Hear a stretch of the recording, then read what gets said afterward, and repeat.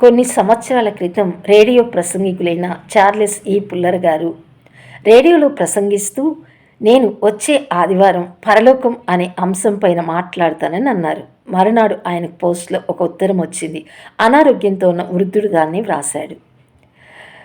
Puller గారికి నా వందనాలు. మీరు వచ్చే ఆదివారం పరలోకం అనే అంశం పైన మాట్లాడతానని అన్నారు కదా. నాకు అక్కడ ఒక స్థలం ఉంది. దాన్ని నేను కొనలేదు. ఏ ధరను నేను చెల్లించలేదు. అది నాకు ఉచితంగా ఇవ్వబడింది. నా కొరకు ఒక దాత మహత్తరమైన త్యాగాన్ని చేసి నాకు ఉచితంగా ఆ స్థలాన్ని ఇచ్చారు. నేను ఆ స్థలానికి 55 సంవత్సరాలుగా అనేక సామాగ్రిని ఆ స్థలానికి నేను పంపుతున్నాను. అద్భుతమైన శిల్పి నిర్మాణకుడు అయిన నా ప్రభువు దాన్ని కట్టుతున్నాడు. అది అనంతమైన శిలపై వేయబడింది కనుక, అనంతమైన శిలపై కట్టుచున్నది కనుక ఆ భవనం ఎన్నటికీ కూల్చబడదు, కదల్చబడదు. అగ్ని దాన్ని తినివేయజాలదు. దానికి తాళాలు గొళ్ళాలు ఉండవు. ఏ నరుడు ఏ మోసగాడు కూడా దాన్ని సమీపించలేడు. మోసకారులు దాన్ని ఆక్రమించుకోలేరు. అది ఎన్నటికీ నశించదు, కదల్చబడదు. దాన్ని నేను ఎవ్వరికీ కూడా ఇవ్వలేను. అది ఎవ్వరికీ కూడా ట్రాన్స్ఫర్ చేయలేను. అది ఎప్పటికీ నాదే అయ్యున్నది.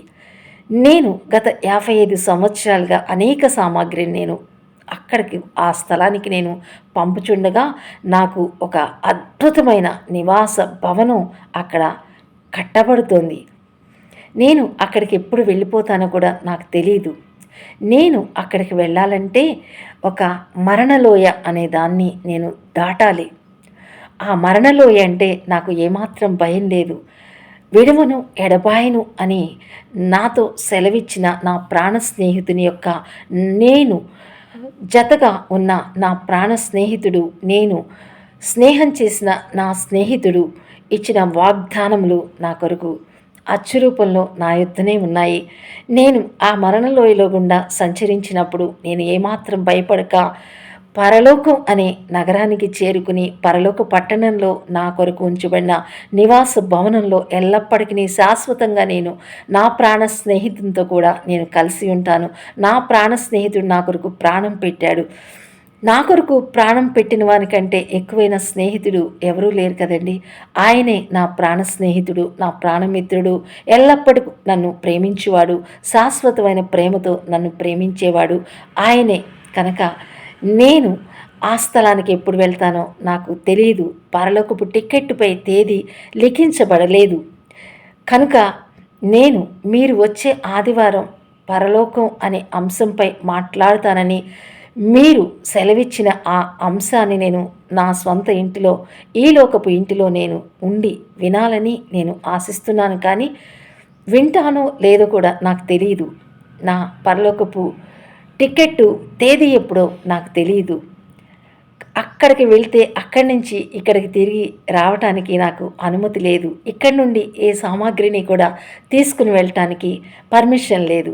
కనుక నేను అక్కడికి వెళ్ళినప్పుడు ఒకవేళ మీరు ప్రసంగించినప్పుడు నేను ఇక్కడ లేకపోవచ్చేమో, కానీ అక్కడ నేను మిమ్మల్ని తప్పక కలుసుకుంటానని ఆ ఉత్తరంలో ఆ వృద్ధుడు రాశాడు.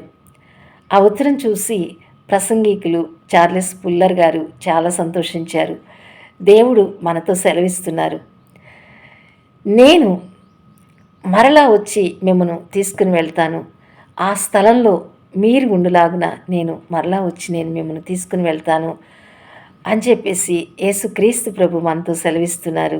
యోహాను సువార్త 14:3 ఈ విధంగా వ్రాయబడి ఉన్నది. పరలోకంలో అనేక నివాస స్థలాలు కలవు.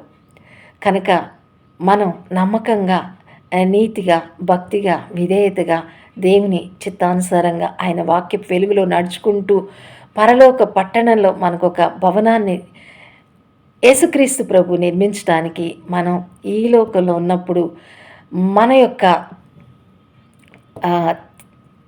యొక్క విధేయత, మన యొక్క